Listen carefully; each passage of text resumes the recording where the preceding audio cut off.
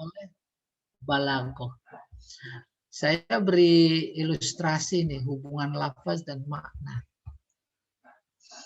Bahasa itu lafaz makna. Setiap lafaz pasti ada makna. Setiap makna ada lafaznya. Maka lafaz ibaratnya itu gelas. Isinya kopi. Itu maknanya.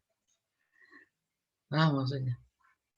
Hubungannya nggak mungkin kopi tanpa gelas. Mau minum pakai apa di meja? Nah itu. Berikutnya bahasa bukan hanya yang tertulis, terucap bukan. Ada bahasa yang tak tertulis. Dan itu tetap dia adalah bahasa karena bahasa mengandung makna. Untuk menangkap makna pakai ilmu, namanya ilmu ma'ani. Nanti akan lebih rinci. Saya beri ilustrasi. Ada bendera kuning. Pertanyaan. Bahasa apa bukan? Bahasa. Ada maknanya nggak? Ada. Orang meninggal. Ada orang hidup apa orang meninggal? Ada orang meninggal. Itu udah disepakati semua. Nah, makna sudah ditangkap. Baru rasa-rasa nih. Itu makna memberi hidayah apa tidak? Ya. Memberi. Maka muncul tanya, siapa yang meninggal? Jawabnya saudara, oh cepat kita bergegas. Itu hidayah, itu petunjuk, itu pelaksanaan. Sejatinya setiap huruf, kata, kalimat yang ada dalam Al-Quran kayak begitu. Ada janur. Bahasa bukan? Bahasa. Bahasa. Apa maknanya, Bu? Ada orang menikah. Hah? Tanda. Terus apa tindakannya? Kita cepet-cepet ganti baju batik. Amplop. Nggak usah, Bu. Amplop nggak. Gratis ya, Pak. PPKM. Nah, itu makna bahasa, itu hidayah. Hidayah membentuk sikap. Ketika genderang jihad ditabuh oleh Rasulullah, maka itu ada hidayah mendorong mereka bergegas mengambil pedang dan persenjataan untuk jihad. Itu Al-Quran kayak begitu. Nah, itu bisa ditangkap lewat ilmu. Ilmunya namanya ma'ani. Bagian dari ilmu balaghah. Ilmu makna, ilmu yang menangkap makna, kesan. Umpamanya Pak Jamal tersenyum sama ibu siapa di sini tersenyum. Ada maknanya nggak? Ada. Oh, ada. Atau sebaliknya. Rambu-rambu lalu lintas yang letter S, yang letter P, itu semuanya bahasa. Ada maknanya tidak? Ada. Terus membentuk sikap, tindakan. Oh, letter S nggak boleh berhenti. Oh, P nggak boleh parkir. Jalan jauh, ada rambu-rambu lalu lintas. Gambarnya garpu sama sendok. Senang apa? Tuh, itu baru kayak begitu simbolnya. Oleh karena itu para ulama, para sufi ketika membaca ayat Al-Quran, isinya terkait azab itu terbayang. Terbayang. Lalu menangis, lalu terseduh. Sampai ada yang pingsan. Karena persis merasakan sama dengan kita terima surat dari anak di luar negeri yang lama belajar. Suratnya menceritakan kesuksesan, kegembiraan. Kita ikut gembira nggak? Iya. Tapi ceritanya di sana sedih. Kita ikut sedih nggak? Iya. Itu baru cerita anak. dari orang ke orang. Sejatinya cerita Allah dalam Al-Quran harus seperti itu. Oleh karena itu, habis belajar balaghah, belajar tafsir, langsung tuh gitu. Saya mau lihat pada nangis apa enggak, pada ketawa apa enggak, gitu kurang lebih. Iya. Wujuhu yauma idzin na'imah lisa'iha radiyah fi jannatin 'aliyah. Kan bayang itu semuanya. Ya. Oke. Terus habis balaghah ada arud. Alhamdulillah nih kelas Pak Jamal udah pada belajar arud. Tuh, yang pada suka berdendang, lagu, qasidah, tuh di pelajaran arud. Terus ada namanya qawafi, ada mantik, ada insya, paling tinggi khotobah, pidato. Pidato dengan bahasa Arab, sorobnya betul, nahunya betul, balaghahnya betul. Terus dia pengen berpantun, arudnya betul. Bahkan qawafinya logika, mantik, logika. Terus insya, menulis sempurna. Tuh ini ilmu pesantren semua. Ya, pesantren. Oke, slide berikutnya.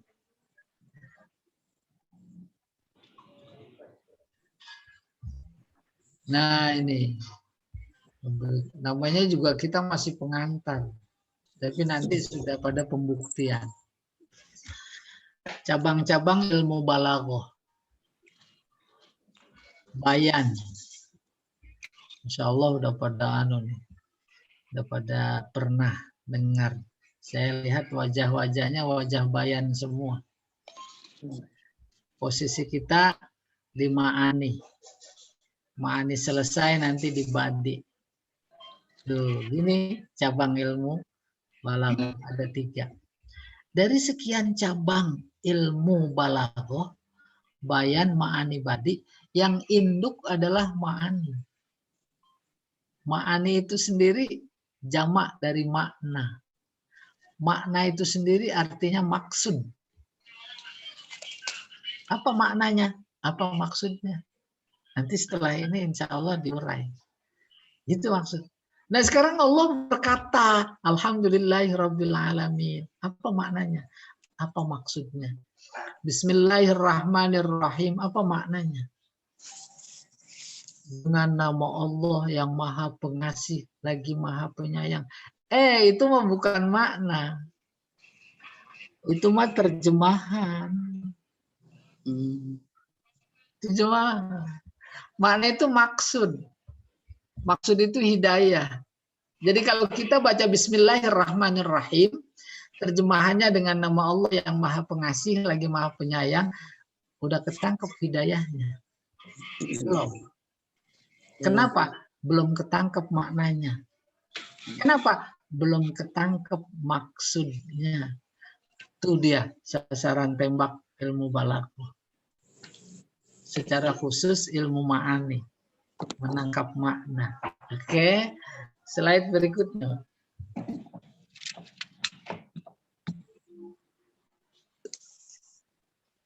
Tuh, ini hierarkinya. Ingin menggambarkan bahwa induk ilmu balaghah adalah ma'ani, aspek makna. Badi' itu keindahan bahasa, ada keindahan lafaz, ada keindahan makna. Tapi kan cuma sekedar indah, kita nggak bisa menangkap.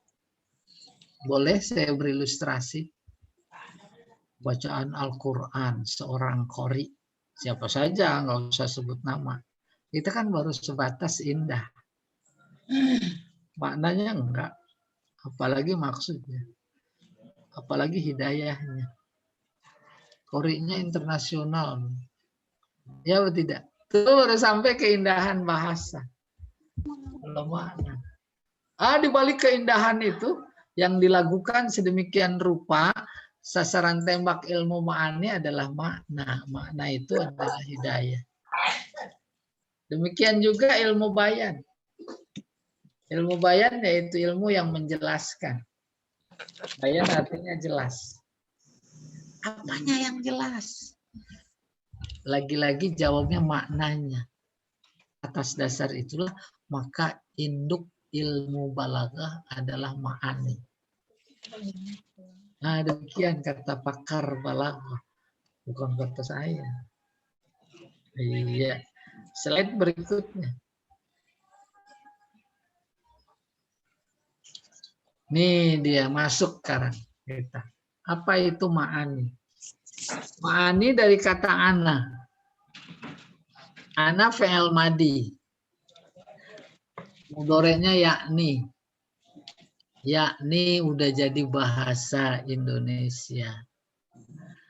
Kalau dalam bahasa Indonesia yakni kita artikan yaitu. Tertangkap makna maksudnya apa tidak? Yakni maksudnya itu. Maka ana bermakna kosoda. Maksud. Berakit-rakit ke hulu, berenang-renang ke tepian. Cakep, indah. Bersakit-sakit dahulu, terusnya apa? Senang-senang. Senang-senang kemudian. Salah. Mati kemudian. Kan habis sakit mau mati. Kecapean. Bukan. Ya walaupun nggak COVID juga harus di-COVID-kan. Tuh. Indah nggak indah, tapi maknanya belum ketangkap. Baru yakni tuh maksudnya. Oke, ana yakni ketemu inayah. Inayah artinya perhatian. Maka dalam konteks belajar bahasa, bahasa adalah lafaz dan makna. Makna hendaknya menjadi pusat perhatian. Bukan indahnya saja.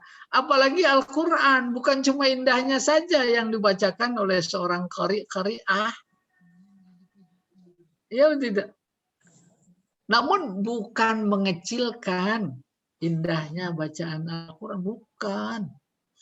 Masalahnya bukan. Ya tak? Dibaca bismillah dengan berbagai macam teori bacaan qiraat. Makna mah satu. Apa-apa bagus. Iya, dan disuruh baca indah. Inayah masdar. Lalu masdar miminya ketemu makna. Ana yakni inayatan wa maknan. Masdar mimi ada mimnya. Sama dengan mata yamutu maut. Terusnya apa? Mamat. Mamat. Makanya jangan namain orang Mamat. Pati. Inna sholati wa nusuki wa mahyaya. Wa mamat. Tuh Mamat tuh. Dari mata. Sama hayya, yahya, hayat, terus mahya. Tuh, masdar mimi. Kita kembali. Ana yakni inayatan wa maknan. Maknan udah jadi bahasa Indonesia, yaitu makna. Makna itu arti. Arti itu maksud. Gitu. Baru kemudian makna mufrad. Jamaknya ma'ani. Tuh, ketemu kata. Jadi sebuah ilmu. Namanya ilmu ma'ani. Pendekatan makna saja sudah dipaham, berarti ilmu ma'ani adalah ilmu yang sasaran tembaknya adalah makna. Makna. Makna berlapis-lapis. Bukan cuma satu lapis. Banyak makna. Maka dalam bahasa Arab kata kalau sendirian itu belum punya makna. Dia baru punya makna ketika digabung sama yang lain. Saya beri contoh. Baitun. Baitun. Pertanyaan. Apa maknanya? Belum ada. Belum ada. Baiti. Lalu disambung sama Muhammad, Baitu Muhammad. Rumah Muhammad. Rumah, maka rumah itu tergambar dalam otak pikiran. Oh itu yang bentuknya begitu, tempat tinggal fungsinya. Tapi disambung dengan Baitullah. Beda lagi Ka'bah. Baitul Izzah. Itu disambung kata lain. Ya, itu di langit dunia. Di mana Al-Qur'an pernah mampir di situ. Tuh. Baitus Syi'ri. Bait syair. Bait syair. Salatullah, salamullah. Tuh. Ala toha rasulil. Itu satu bait. Demikian makna. Nah, nanti hubungannya dengan Al-Qur'an. Contohnya nanti ada Bismillah. Bi apa artinya? Dengan. Tuh, itu mah terjemahan. Atas. Iya, tapi maknanya apa? Itu dia sasaran tembak ilmu ma'ani. Dengan terjemahan. Kayak tadi, dengan nama Allah. Isim, nama. Udah kebayang itu disebut nama. Nah, nanti dibahas. Ya, biar benar-benar merangsang. Kemudian sebelum saya teruskan, insya Allah setiap pertemuan pakai slide. Adapun buku yang sudah di tangan, nah itu penguat. Baca, loh kok ini kemarin diterangin begini, ini begini. Itu terus ditanya. Tapi tak menutup kemungkinan satu saat juga slide-nya buku itu sendiri. Ya. Jadi demikian. Ini kan lebih ringkas kalau begini, lebih efektif, lebih efisien. Gitu. Jadi pakai slide. Nanti di rumah bagus juga kalau direkam. Rekamannya dikirim ke peserta, nanti dia dengerin lagi. Oke. Slide berikutnya Pak Jamal. Sampai kita ke ma'ani. Nah, ini gambaran hubungan ma'ani dengan bahasa Al-Qur'an. Gambar apa itu? Tabung. Tabung. Tabung, nggak sembarang tabung. Dalamnya ketan. Lopis. Lopis. Lopis. Udah bayang semuanya? Hah? Lemang. Lopis boleh, tapi pakai bambu ini. Lemet. Bambu. Ini hubungan ma'ani dengan Al-Qur'an. Al-Qur'an saya gambarkan dengan kue yang bungkusnya bambu. Udah paham semua ini. Maka isinya ini makna. Makna Al-Qur'an maksudnya. Ketan ini. Sementara bambunya ini kulit, itu gambaran dari bahasa Arab. Bismillahirrahmanirrahim. Kulit. Kalau kue lemang itu bambunya. Maknanya di dalam bi, di dalam ismi, di dalam Allah, di dalam Rahman, di dalam Rahim. Paham? Paham ya? Semua itu dari Bismillah sampai An-Nas. Qul a'udzu birabbin nas. Qul huwallahu ahad. Qul huwallahu ahad nih ya. Terus penutup ayatnya ahad juga. Lam yakul lahu kufuwan ahad. Ayat pertama ahad. Akhirnya. Ayat terakhir ahad. Nah, jangan dikira sama. Ahad pada ayat 1 sama ahad pada ayat 2. Ayat 2, ayat terakhir. Itu dikaji. Kalau nggak punya ilmu balaghah sama ahad dan tak terpikir sama sekali. Oke, Al-Qur'an mulai dari Al-Fatihah, Al-Bismillah sampai An-Nas itu ibarat kue. Bahasa itu ibarat kue, itu bungkusnya bambu.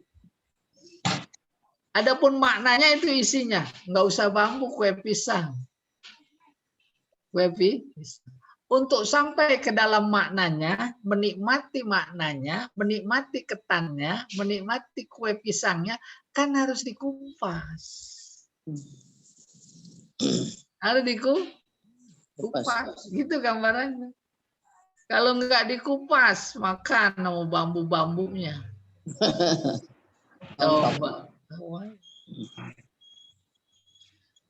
Akan halnya dengan Al-Quran, dibaca indah, kita menikmati, tak paham, tapi menangis.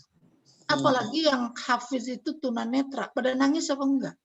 Iya. Padahal enggak paham. Tuh hebatnya Al-Quran. Kalau ditanya kenapa nangis, tuh hebatnya Al-Quran. Maka ibarat makan lemeng sama bambu-bambunya nikmat. Apalagi kalau dikupas. Kalau nggak percaya silakan coba masing-masing. Wah. Setuju. Beset bibirnya Ustaz. Nah, itu saja saya menjelaskan udah menggunakan ilmu bayan, tasbih. Maka sampai ke kuping. Kayak begitu Al-Quran. Unik. Nggak paham kok bisa nangis. Itu si Irfan Hakim nangis mulu itu. Kalau jadi presenter bukan dangdut mah enggak nangis. Ya tidak. Itu bagus. Kalau ditanya jujur ngapa nangis? Ngapa? Hah? Karena nggak paham nangis, Ustaz. Iya, kenapa nangis? Karena nggak paham, Ustaz. Salah. Nah, nangis karena malu. Bulanannya berdapat. Karena malu. Kok malu, Pak? Ya iya, dia yang buta, anak kecil paham, dia yang sehat luar biasa nggak? Kan itu malu. Nyindir, Pak. Sindiran. Saya belum selesai, Bu. Itu nangisnya positif. Kalau saya jadi ambil, dikemas, yaitu karena malu. Malu itu Nabi udah jauh bersabda, al-haya'u minal iman. Tuh, malu gitu bagian dari iman. Maka kalau ada orang kagak malu buka aurat, itu kan tidak punya iman. Iya. Slide berikutnya. Nah, sekarang udah mulai lebih konkret. Bismillahirrahmanirrahim. Itu mah bambu. Ibarat ketan. Ibarat kue lemang. Yang kita makan, yang kita tuju adalah isinya. Isinya adalah makna yang ada di balik bismillah. Karena dia bahasa, maka baru bisa dikupas dengan ilmu. Namanya ilmu bahasa. Secara spesifik, ilmunya ilmu ma'ani. Gitu ilmu yang akan kita pelajari. Kupas. Ya. Hubungan ma'ani dengan Al-Quran. Bukan cuma bismillah, tapi seluruh Al-Quran. Sampai An-Nas. Ya, sampai An-Nas. Dulu lagi tafsir, udah tafsir kok belum belajar. Innal ladzina qalu rabbunallah.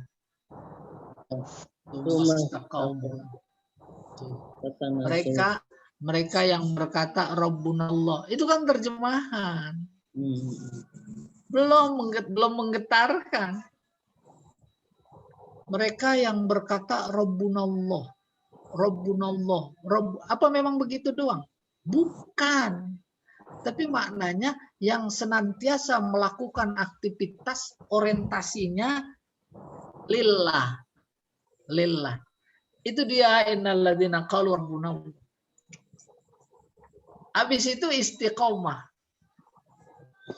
Terus pada turun malaikat. Dan seterusnya. Jadi harus tergambar.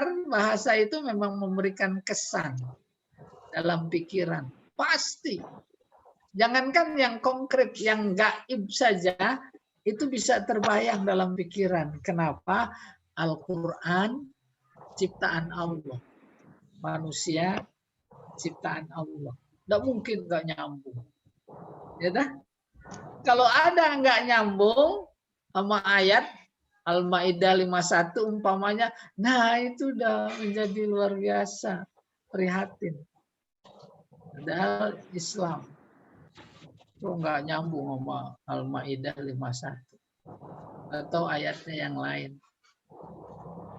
La yattakhidhul mu'minuna al-kafirina awliya min dunil mu'minin. Umpamanya sekarang ayat itu udah nggak boleh di atas mimbar. Ya kan? Terus pasti ditangkap, gitu kurang lebih. Kayak zaman dulu juga begitu tuh. Ya, setiap ada acara maulid ada intel. Intel dengerin bukan nyari ilmu, buat nangkep.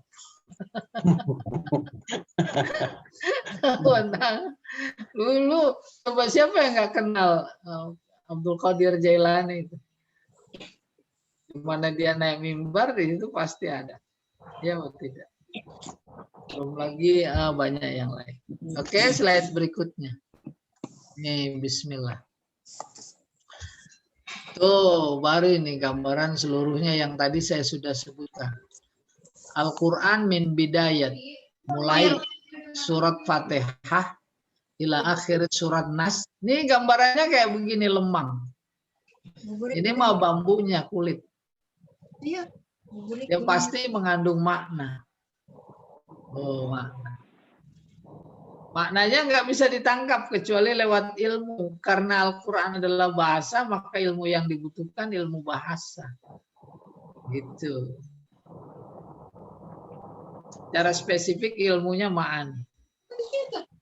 Iya. Slide berikutnya, Pak.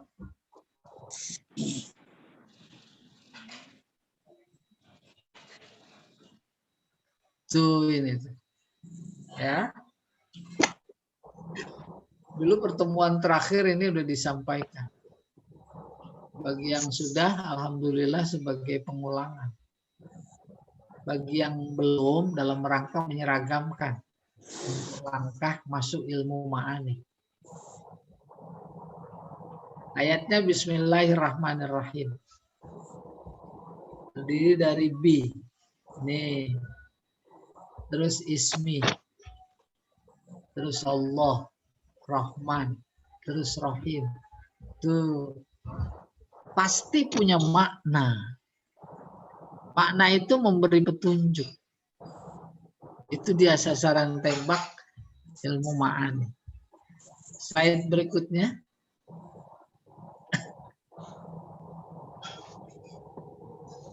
Baru B kita preteli. Sudut pandang ilmu sorof. Dia huruf. Tuh medan sorof. Bukan isim, bukan fi'il. Sudut pandang nahu. Ini sudut pandang fungsional. Jar, mengejarkan. Insya Allah nyambung. Baru sudut pandang ilmu ma'ani. Ma'ani artinya makna. Makna dibalik di. Yang pertama, ilsok. Ilsok artinya nempel. Kalau kita nulis di papan tulis pakai spidol. Spidolnya nempel nggak di tangan? Iya. Tuh, itu namanya ilsok. Kita mau minum, baca bismillah. Bismillah. Bi. Terus ismi. Ismi nama. Itu nama nempel nggak pada pekerjaan minum? Begitu. Jadi nggak mungkin kita bisa minum kalau nggak ada Allah. Selalu nempel. Oleh karena itu, kerjaan baik emang disunahkan, dianjurkan. Bahkan boleh kita wajibkan. Dengan membaca bismillah. Sebab di situ ada Allah nempel. Di air ada Allah. Di keinginan kita minum ada Allah. Ya. Di kesehatan kita ada Allah. Itu namanya lil ilsaq. Akhirnya sampai pada titik luar biasa pengakuan secara batin ya. Tidak mungkin kita bisa melakukan sesuatu tanpa Allah.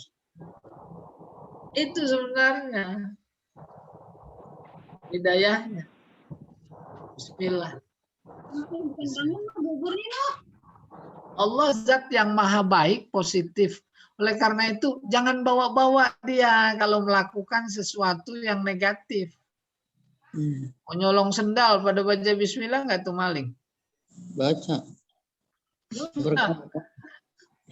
Hah?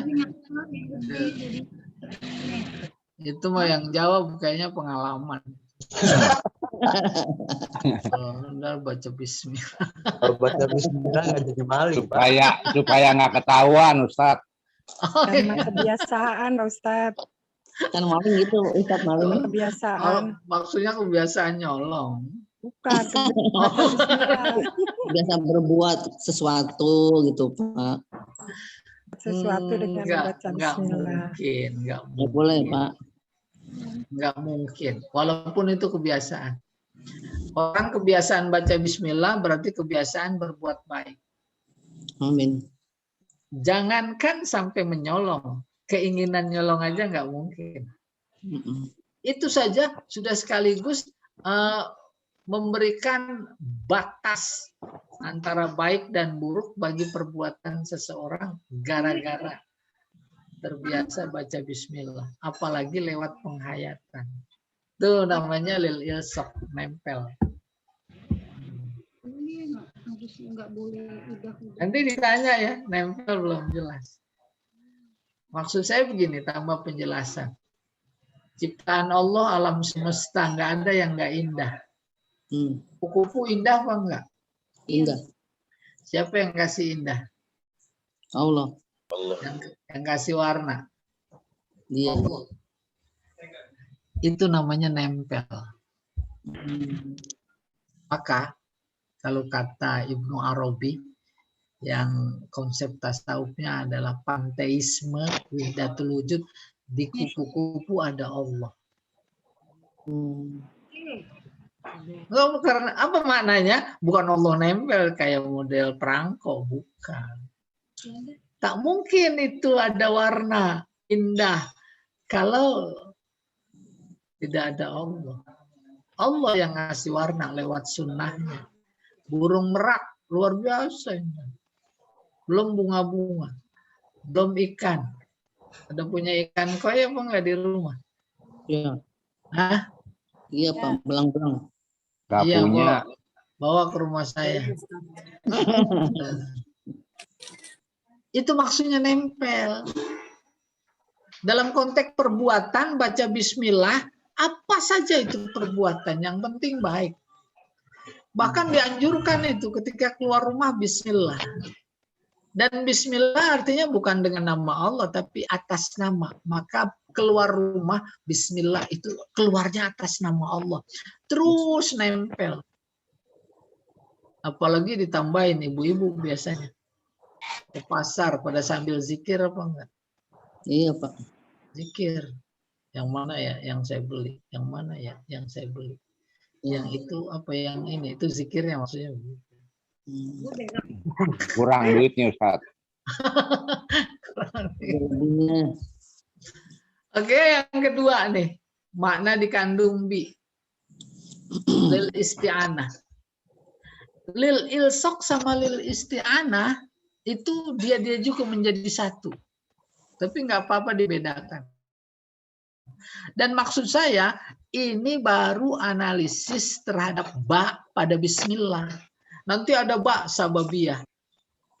Ada ba lagi yang lain. Gitu. Ini yang pada bismillah aja. Lil isti'anah artinya minta bantuan. Ketika kita minum bismillah, nah kita bisa minum karena ada bantuan Allah. Ada bantuan tenaga. Ada bantuan keinginan. Ada bantuan kesehatan. Ada bantuan yang lain-lainnya. Nah itu nggak bisa tanpa bantuan Allah kita minum. Air siapa yang bikin? Allah tuh ngasih. Keinginan minum muncul karena haus. Haus siapa yang bikin haus? Allah. Lewat sunnahnya udah lama 20 jam belum minum, haus apa enggak? Itu kan sunnahnya. Sunnahnya sunnah siapa? Sunnatullah. Lah kalau dicabut sunnah itu ada orang yang udah 309 tahun di gua enggak haus. Siapa itu? Ashabul Kahfi. Tuh lihat. Coba. Enggak haus 309, enggak lapar. Enggak apa lagi. Coba woy. Enggak haus, enggak lapar. Itu kan bantuan Allah. Kenyang lapar. Ada yang orang sarapannya sama surat Al-Ikhlas kenyang. Makan siangnya mah itu namanya lil isti'anah. Nah, udah. Itu kita tangkap dalam pikiran, kita hayati dalam tindakan. Semua kita hayati lalu menjelma menjadi tindakan. Itu dia namanya hidayah. Apa yang membuat kalian menghayati dan melakukan tindakan atas dasar itu? Hidayah. Selesai. Ya. Slide berikutnya. Nih, kedua isim. Masih pengantar ya. Isim. Apa isim artinya? Benda. Kata benda. Kata benda. Jadi bismi dengan kata benda gitu. Dengan nama. Ayo. Sesuatu benda. Kata benda yang kemarin waktu dasar 1. Ya, sekarang kan ini udah dasar Arab. Suatu ciptaan Allah. Saya bilang, mas muka, apa artinya? Siapa namamu? Siapa namamu? Itu isim artinya bukan nama. Nama mah arti mateng. Gitu belajar ilmu ma'aninya. Baru ditelusuri lewat sorof. Kata isim masdar dari wasama. Wasama yasimu. Kayak wasola yasilu. Yasimu. Terus wasman. Di sini wow. Wawunya diganti sama alif. Jadi isim. Wasama apa artinya? Tanda. Wasama yasimu simatan. Wasman. Kayak wasola yasilu silah. Silaturahim. Terus waslan. Apa artinya tanda? Maka di Al-Quran dalam konteks simah asalnya wasama artinya tanda itu disebut simahum fi wujuhihim min asaris sujud. Tanda mereka simahum. Di mana? Di wajah. Maksudnya di kening, di jidat. Karena banyak sujud. Ada tandanya enggak tuh? Ada. Ada hitam. Ada. Itu tanda, arti isim artinya tanda. Terus kok diartikan nama? Enggak apa-apa. Enggak apa-apa. Apa sebab? Sebab nama itu adalah tanda. Bayi lahir. Dikasih tanda. Itu tanda bukan? Tanda. Ahmad, tanda. Lukman, tanda. Nah, akhirnya kalau lagi dipanggil, nengok. Karena ada tandanya. Coba kalau nggak dikasih tanda. Ada jalan orang itu, dipanggil semuanya. Manggilnya kemana? Nggak ada tandanya. Woi, nengok semua. Oh, Bawa baru golok. dibahasakan secara komunikatif. Isim artinya nama. Baru masuk dasar 1. Nama benda.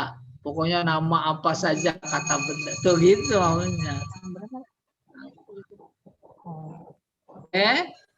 Yang kedua dari sama. Sama artinya tinggi. Sama ini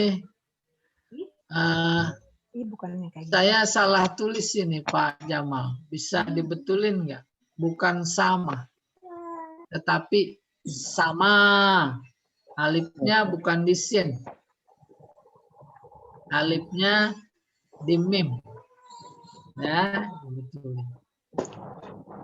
Sama. Sama artinya tinggi. Sama yasmu, samaan. Ketemu kata sama. Fis sama. Sama artinya apa? Langit. Langit itu apaan? Semua yang ada di atas. Kalau di atas tinggi apa pendek? Tinggi. Tuh, jadi sama tadinya. Sama yasmu samaan. Terus wasman, ketemu isim. Sebab ada benang merah antara tinggi dan nama. Nama itu membuat seseorang tinggi, bermartabat. Nama bukan nama personal saja ya, nama jabatan. Rapat di kelurahan. Lalu sebagai pembawa acara, memulai acara. Dia menyebutkan satu persatu orang-orang yang dianggap mulia. Itu yang nggak disebut namanya. Pak Lukman yang saya hormati enggak. Tapi yang disebut jabatannya. Jabatan adalah nama. Yang kami muliakan Pak Lurah. Tuh, Lurah itu nama. Membuat dia tinggi. Maka secara psikologis bahasa menjadi berbeda ketika disebut namanya dan jabatannya. Ya tidak? Itu nama. Kesimpulan, isim bermula dari 2 kata, 2 asal, yaitu wasama tanda. Baru pertanyaan menariknya nih. Ada benda tanpa nama? Nggak ada. Ada nama tanpa benda? Nggak ada. Nggak ada. Pertanyaan berikutnya. Nama sama benda menyatu atau berpisah? Nyatu. Bisa. Berpisah. Saya sebut langit, bulan. Itu bulan nama. Bendanya mau jauh di sana berpisah. Iya atau tidak? Iya. Semua nama dan benda itu berpisah. Nama dan benda apa? Nama dan benda ciptaan Allah. Kalau masih bulan empuk, tambah air lagi, Rek. Ya. Ya. Ya, panas saja itu udah minggu. Tuh. Berpisah. Nggak ada yang bersatu. Api. Itu nama. Bendanya mah sono di kompor. Itu. Maka kata Muhammad Abduh membuktikan nama dan benda berpisah. Silahkan kalau lagi haus berzikir air 1000 kali, hilang nggak rasa haus? Ya. Tambah haus. Tambah haus. Udah tambah haus, ganti zikirnya. Api, angus nggak lidah? Panas. Membuktikan nama benda berpisah. Tapi yang ingin disampaikan dalam konteks balaghah oleh Muhammad Abduh dalam tafsirnya, jangan bayangkan ketika kita berzikir menyebut nama Allah, Ya Rahman, ya Rahim, ya Wadud, ya Syakur, ya Razik, ya Ghafur. Jangan bayangkan kayak kita berzikir menyebut api, api, api, api. Air, air, air, air. Tuh. Kenapa? Ya Allah kan harus berbeda dengan ciptaan. Namanya adalah zatnya. Zatnya adalah namanya. Nah, itu. Baru kita kembalikan semua makna tadi, hubungannya minum, baca bismillah. Betapapun dalam bismillah yang disebut adalah nama, yaitu atas nama Allah, itu nama bagi Allah adalah zatnya. Jadi di air ada zat Allah. Bahasanya tadi di air ada Allah. Di keinginan kita ada Allah. Di kehendak kita ada Allah. Di sehat kita ada Allah. Di belajar kita sekarang ada Allah apa enggak? Iya. Ada. Ada keterlibatannya tidak? Ada. Pertama sehat. Kedua keinginan. Yang ketiga fasilitas. Belum mata telinga. Belum pikir. Itu semuanya Allah yang ngasih. Enggak ada yang bukan dari Allah. Itu dia. Oh subhanallah. Kita enggak bisa bilang apa-apa kecuali subhanallah. Nah, ungkapan subhanallah sebuah tindakan yang diilhami oleh makna yang dikandung pada bismi. Selesai. Slide berikutnya ada, Pak.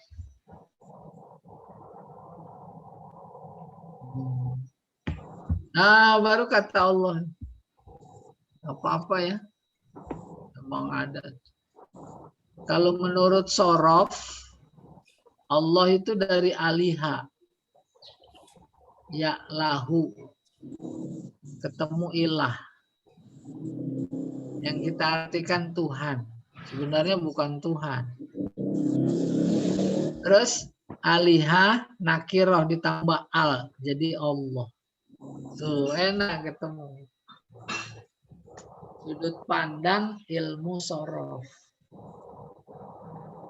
Baru aliha artinya apa? Taat. Aliha telah taat. Ya lahu sedang taat. Ilah artinya ketaatan. Tapi betapapun masdar artinya ketaatan, dia mengandung makna isim maf'ul. Jadi ilah artinya yang ditaat. Maka para ulama ceramah atau nulis buku ketika mengupas la ilaha illallah dia terjemahkan. Tidak ada yang pantas ditaat. Itu ilah. Ditaat. Ilah bermakna makhluk. Ditambahin lagi. Karena Tuhan sudah lekat maknanya. Tidak ada Tuhan yang pantas ditaat. Oke, tidak ada Tuhan yang pantas disembah.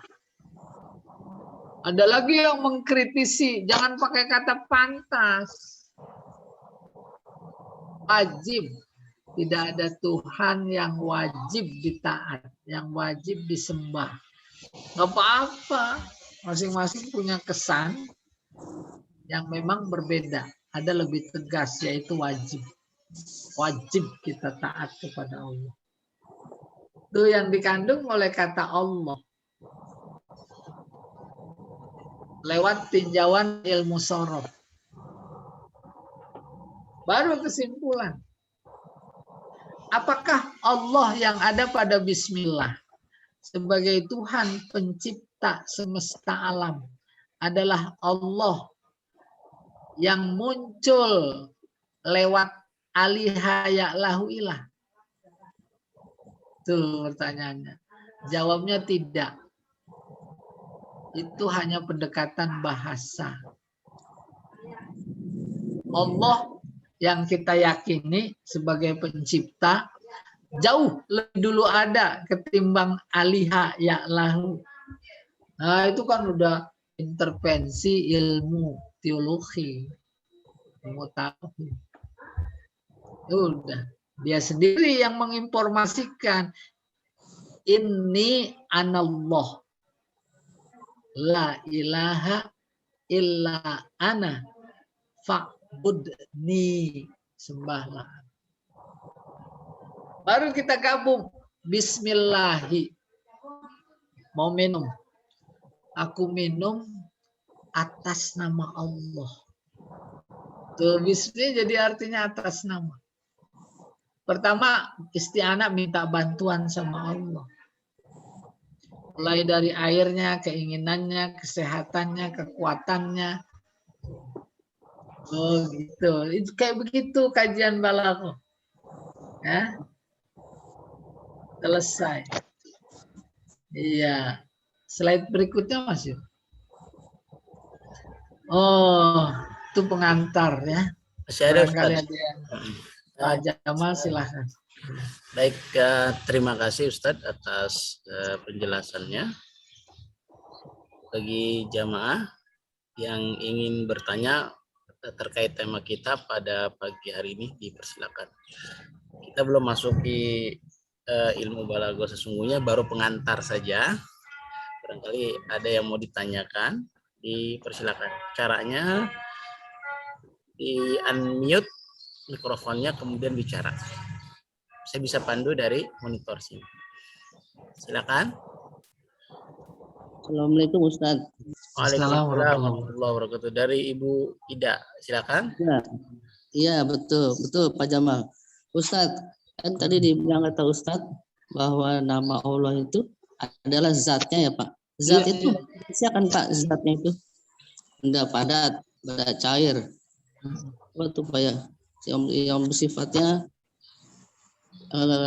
tidak tetap ya Pak. Segala benda gitu Pak, ada yang sifatnya apa ya, kayak uap atau apa, itu semua tuh zatnya Allah ya Pak ya. Ya bagus, sudah. Ya maksudnya itu yang saya tanyakan, zatnya itu maksudnya bahasa Indonesia gitu Pak ya. Iya, sudah ya. Ya. Zat dalam konteks Allah bukan zat seperti yang kita kenal dalam kimia kah? Ya. Atau dalam disiplin ilmu yang lain. Paham itu? Ya. Zat. Oke, saya teruskan. Ini pelan-pelan. Sejatinya Allah tak bisa disebut. Sebab dia harus berbeda. Kalau tak bisa disebut, menjadi problem mensosialisasikan, mengenalkan Allah. Ya atau tidak? Sebab kalau disebut, yaitu dengan kata zat, nah itu udah mencederai akidah. Loh, kenapa itu disebut juga? Maka jawabannya, kalau saja tidak ada hadis Nabi yang menyebut buatnya dengan kata zat, maka susah menggambarkan. Susah. Mana dia hadisnya? Tafakkaru fi khalqillah wala tafakkaru fi zatillah. Tuh hadis nyebut. Akhirnya kita ikut hadis karena urgensinya yang luar biasa. Apa terjemahan hadis? Berpikirlah kalian tentang ciptaannya. Jangan berpikir tentang zatnya. Tuh ada kata zat. Nah, ya? Maka kalau secara saintifik, zat itu contoh tembok. Tembok itu zat. Putih itu sifat. Hijau itu sifat. Tapi jangan bayangkan zat Allah dengan sifat-sifatnya dalam hal ini adalah namanya seperti hubungan antara tembok dan putih. Nah, itu. Hmm. Kalau istilah teologinya, zat itu namanya jauhar. Itu zat. Tapi sifat yang menempel bagi tembok putihkah, catnya hijau-kah, kuningkah, itu namanya arem. Ain ra dal. Itu disinggung dalam konteks teologi, ilmu tauhid dalam rangka menggambarkan bahwa Allah tidak seperti itu antara zat dan sifat. Zatnya adalah sifatnya, sifatnya adalah zatnya. Karena itu, sifat maksudnya nama ya, itu juga sifat. Karena itu saat kita membaca bismillah, itu bukan atas nama seperti halnya kita minta sumbangan atas nama presiden. Bukan. Andai kata model begitu saja, atas nama presiden saja tuh perusahaan pasti ngasih sumbangan. Apalagi atas nama Allah. Itu dia yang harus dipaham dari makna bismillah. Ya Allah a'lam bishawab. Baik Ustaz, makasih. Baik, Jadi lebih tinggi dari segalanya Pak Ustaznya maknanya ya. Betul. Iya. baik, ada lagi jamaah yang mau bertanya? Silakan. Ustaz Andi. Baik, Pak Andi, silakan. Silakan. Andi. Lahun ada alif lam bukan al-ilah, Ustaz. Ilah Ulangi. Tadi belum ketangkap. Ulangi. ditambah alif lam jadi ma'rifah al-ilah, Ustaz. Iya. Allah Ya, terus? Allah emang udah nggak ada asal katanya, Ustaz. Apa gimana, Ustaz? Bagus.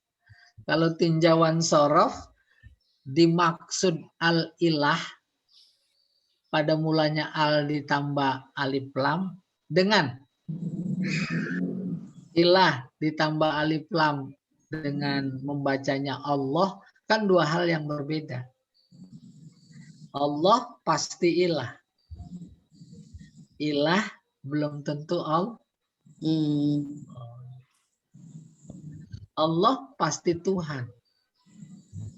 Tuhan belum tentu Allah. Tuh, itu pendekatan sorof masih. Iya, bagus. Nggak apa-apa dibaca al-ilah. Nggak apa. Tapi maknanya berbeda. Ada matahari, ada berhala. Itu al-ilah. Jangan disebut Allah.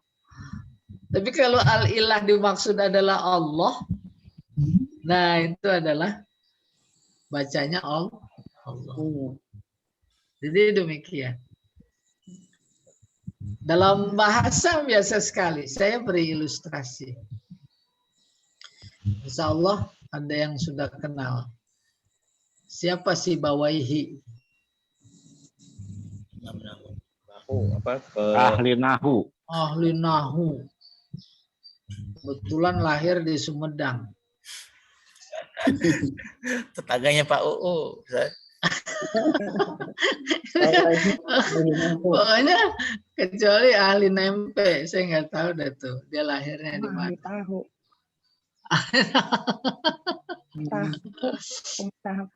Si Bawaihi.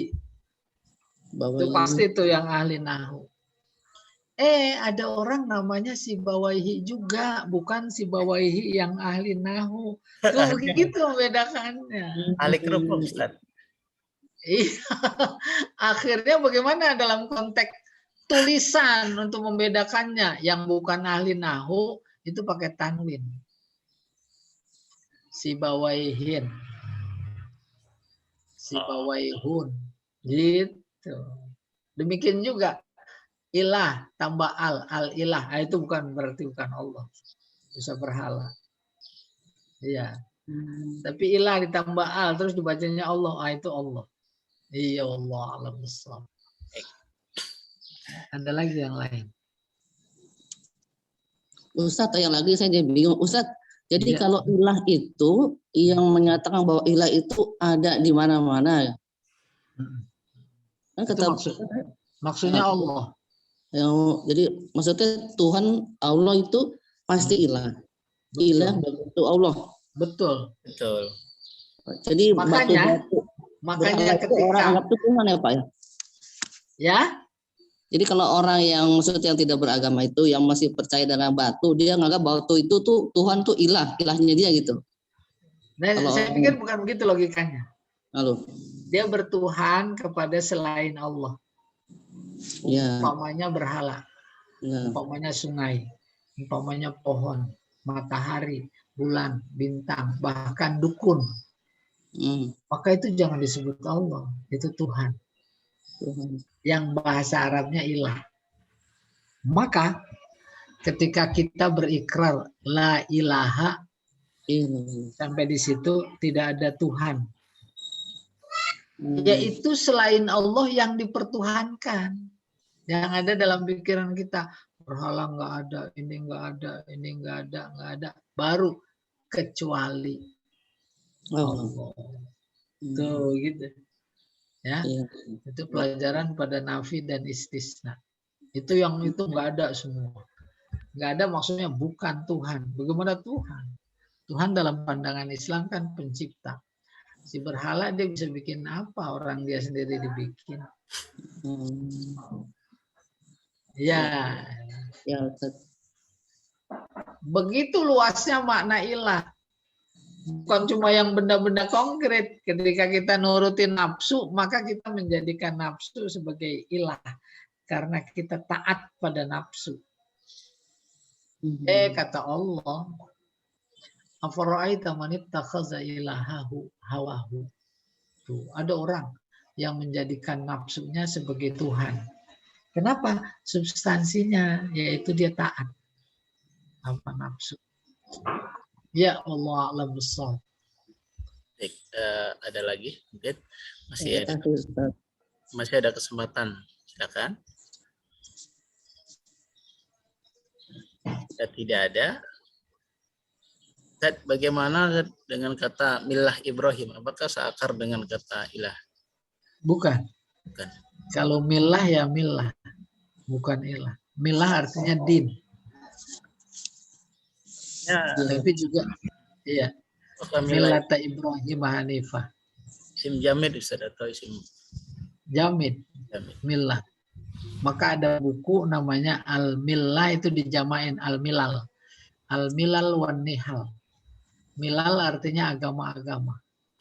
Nihal dari kata nihlah. Nihlah artinya dalam konteks ini aliran. Tapi dalam konteks munakahat nihlah itu mas kawin. Ada ayatnya menyebut nihlah, maksudnya mas kawin. Oke, milah itu agama-agama. Iya. Baik. Nah, syukran Ustaz. Iya. Ada lagi? Silakan. Itu. Ya, satu lagi. Siapa ini? Saya Reni. Siapa Bu? Reni, saya Reni nanya. Oh Reni, silakan. Bu Reni. Iya, Bu Reni. Ya, kalau di slide-nya kan masih ada penjelasannya tentang Ar-Rahman dan Ar-Rahim. Ini apa akan dibahas nanti pekan depan atau gimana Ustaz? Boleh jadi renungan itu di rumah. Ya. Tapi tak menutup kemungkinan ada nyelip waktu nanti saya bahas tanpa slide juga. Insya Allah pertemuan mendatang kita udah masuk inti ya ilmu ma'ani. Tapi nggak apa-apa, nanti ada selingan waktu bertanya, boleh saya jelaskan. Penting juga ya, itu Rahman sama Rahim. Ada lagi yang lain? Ustadz, ya, ini kan kajian yang kedua ya. Kalau yang pertamanya kan saya ini baru tahu yang kedua ini. Yang pertamanya itu tentang apa ya Ustadz? Kajian ulang lagi atau bagaimana? Jadi ilmu balaghah itu kan ada 3 cabang. Pertama bayan, kedua ma'ani, yang ketiga badi. Pertama, kedua, ketiga itu bisa jadi tak berurutan, berdiri sendiri. Oleh karena itu, kalau kita mau bayan dulu boleh, kalau mau ma'ani dulu boleh. Gitu. Sebab dalam buku-buku klasik balaghah yang ada kayak begitu. Ada yang awalnya ma'ani dulu, ada yang awalnya bayan dulu. Nah, insya Allah nanti kalau memang ada tuntutan kayak begitu, nggak apa-apa kita ke ilmu bayan.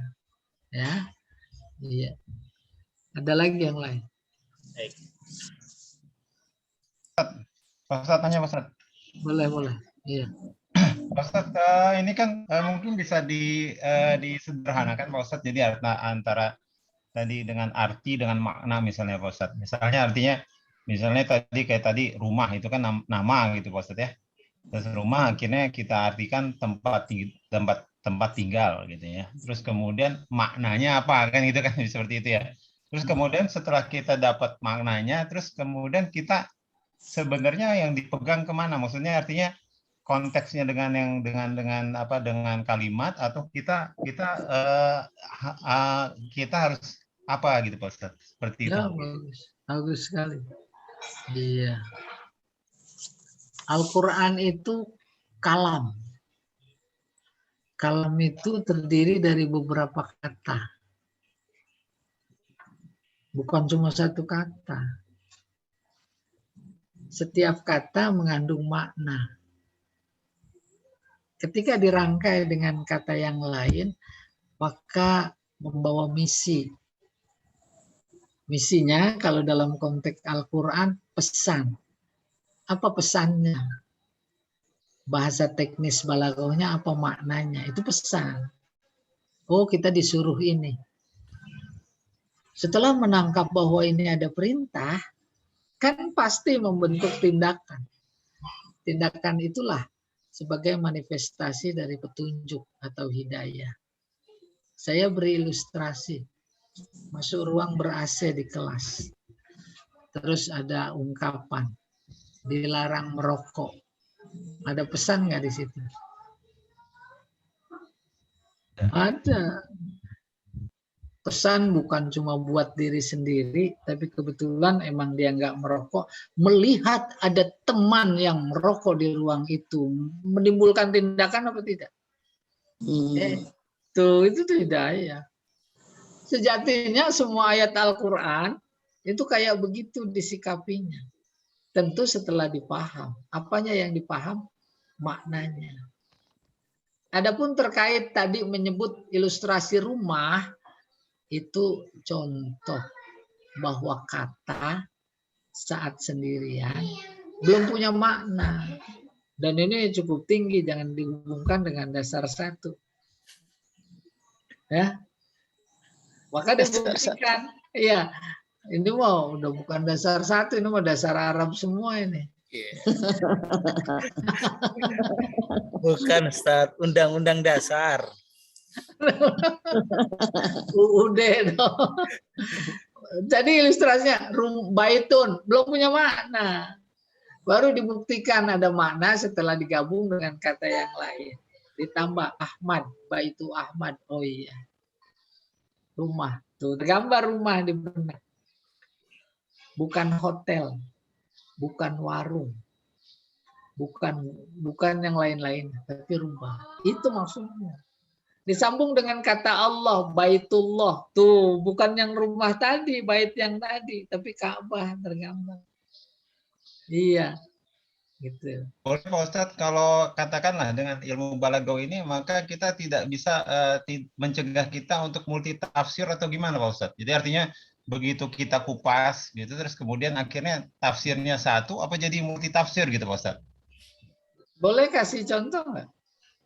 Ya, misalnya kayak tadi rumah Allah misalnya gitu ya Pak Ustadz ya. Iya. Terus kemudian digali lagi itu bukan rumah Allah, misalnya itu tulisan Allah misalnya gitu Pak Ustadz. Oh, terus kemudian apalah gitu. Jadi artinya makna orang akhirnya pikirannya itu bercabang gitu Pak Ustadz. Jadi bagus. Gara-gara balaghah ini apakah kita bisa multitafsir atau kita jadi satu pandangan gitu Pak Ustadz. Dari sekian yang multitafsir dalam tanda petik andai kata ada yang paling akurat. akurat atau tidaknya amat sangat ditentukan oleh korinah. Bahasa kerennya indikator. Indikator. Nabi hijrah dari Mekah ke Madinah. Disambut Tola'al Badru. Badru. Datang bulan. Itu bukan bulan yang di atas, tapi maksudnya Nabi. Nah itu ada apa namanya? Ada indikator bahwa Al-Badru dimaksud pasti Nabi. Indikatornya apa? Ya emang lagi menyambut kedatangan. Acara Isra Mi'raj atau Maulid mengundang apa namanya penceramah yang vokal. Belum datang.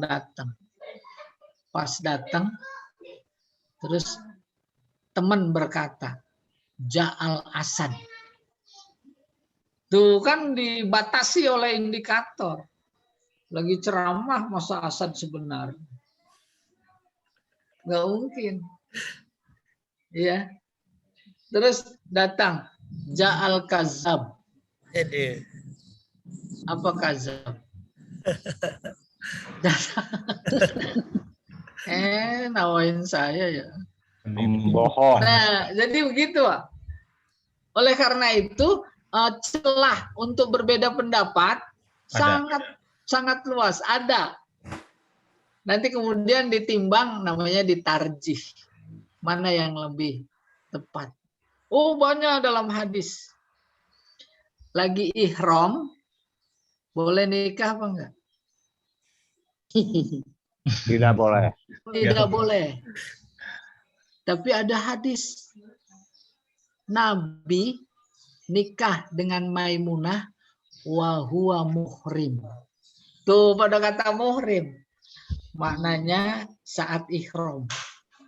Padahal hadisnya nggak boleh. Tuh itu logika. Itu namanya indikator. Oh, kalau begitu, yang dimaksud muhrim bukan sedang berpakaian ihram, sedang berada di tanah haram. Sama. Gitu berbagai kemungkinan. Ustaz, Iya. kalau gitu misalnya kalau nggak kaitan dengan bahasa dengan Al-Qur'an, apakah kalau dengan Al-Qur'an kan tadi kita berarti bisa memahami setelah tahu asbabunnya atau sikonnya gitu ya, situasi kondisinya. Tapi kalau misalnya kita bicara dalam tatanan misalnya sesuatu cerita gitu, bisa salah paham nggak Pak Ustadz? Bapak terlalu umum ya, kecuali ada kasus. Saya Ya, kayak tadi karena sikonnya jadi kita karena secara umum, maka saya jawabnya juga umum. Baik. Ya. Oke, mungkin gini Pak. Kalau yang tadi kan Pak Ustadz sudah ngasih tahu nih karena sikonnya, jadi kita bisa menjelaskan bahwa makna Badrun di situ adalah Rasulullah gitu ya, sallallahu alaihi wasallam. Nah, tapi kalau misalnya kita nggak tahu cerita itu kan nggak tahu ya Pak Ustadz ya. Jadi harus ada penjelasan itu gitu ya. Karena bukan di textbook dikatakan Badrun itu ya pasti akan ngomongnya bukan Rasulullah gitu ya Pak Ustadz ya. Nah, kaitannya kalau misalnya ada bacaan misalnya, berarti nggak semua orang bisa menjelaskan itu kecuali orang tertentu, maksudnya kayak seorang penyair lah, seorang tulis. Nah, bahasanya bukan nggak semua orang, bukan. Tetapi bahasanya adalah dalam rangka memahami dan menangkap pesan dalam teks, harus tahu yang melingkupi keluarnya teks itu. Kalau bahasa teknisnya tafsir, asbabun nuzul. Kalau bahasa teknisnya hadis, asbabul wurud. Tapi tidak serta-merta kemudian semuanya harus seperti itu. Murni batasan bahasa saja itu juga bisa menangkap pesan yang terbuka peluang untuk berbeda pendapat. Contoh, bersentuhan laki perempuan bukan mahram, batal apa enggak? Nah itu dia bersentuhan itu Pak Ustadz. Katanya ada yang make love gitu. Ada yang cuma sentuh kulit. Salah satunya Ustaz. katanya haram ya Pak, walaupun suami istri. Nah, semuanya betul. Semuanya betul. Masing-masing punya argumentasi, bahasa, logika dikuatkan oleh banyak hadis umpamanya. Maka pada tingkat tataran praktek kan diserahkan kepada yang bersangkutan. Menurut kamu batal nggak? Enggak. Ya nggak apa-apa. Menurut kamu batal nggak? Batal. Ya nggak apa-apa. Perbedaan yang diizinkan Pak Ustadz ya, maksudnya ya seperti itu ya. Jadi artinya balago nggak memfokuskan ke satu, tapi bisa seperti yang tadi ya, kesimpulannya seperti itu. Betul. Dan semuanya benar gitu ya Pak Ustadz ya. Nah udah, standarnya konsep kebenaran. Kebenaran manusia banyak. Kebenaran Allah satu. Batal sama nggak batal, yang dimaksud oleh Allah satu. Maka kalau betul dapat pahala 2. Kalau salah dapat pahala 1. Si mujtahidnya. Tuh kan gitu. Yang penting yakin kita dengan kebenaran itu Pak Ustadz ya. Iya. Ya. Yang kedua. Baik Ustaz. Baik Ustadz. Jazakallah khairan. Baik, terima kasih Ustadz atas materi pada pagi hari ini. Karena pukul 9.48 menit, itu berarti kajian kita cukupkan sampai di sini. Dan insya Allah kita akan lanjut di pertemuan berikutnya, yaitu pertemuan kedua, masih melanjutkan slide yang masih tersisa.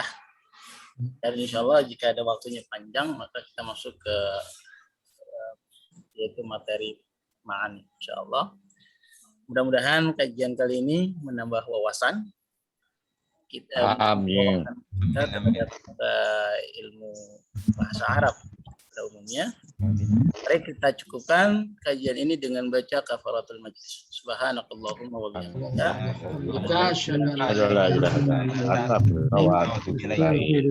Assalamualaikum warahmatullahi wabarakatuh. Waalaikumsalam warahmatullahi wabarakatuh. Ya, sama-sama. Pamit.